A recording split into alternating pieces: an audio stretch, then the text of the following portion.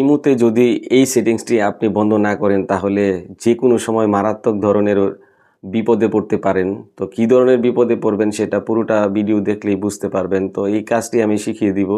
আমার স্ক্রিনটাকে লক্ষ্য করবেন। আর মূল ভিডিওতে যাওয়ার আগে একটাই রিকোয়েস্ট করব, আমার আইডিটিকে ফলো দিয়ে রাখুন। এমন অনেক গুরুত্বপূর্ণ ভিডিও আমার আইডিতে রেগুলার আপলোড দিচ্ছি, যেটা আপনাদের অনেক কাজে দিবে। তো লাইক, কমেন্ট ও শেয়ারের মাধ্যমে পাশে থাকবেন। তো আমার স্ক্রিনটাকে লক্ষ্য করবেন, আমি কীভাবে সেই অসাধারণ কাজটি করবেন আমি দেখিয়ে দিব।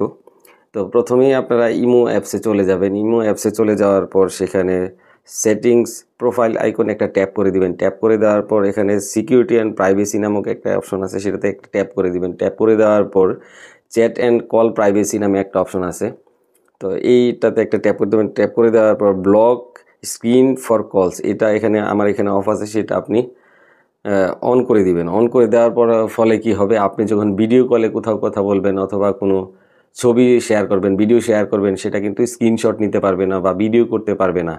ঠিক এইভাবে আপনি বড় ধরনের দুর্ঘটনা থেকে বিপদে পড়তে পারেন।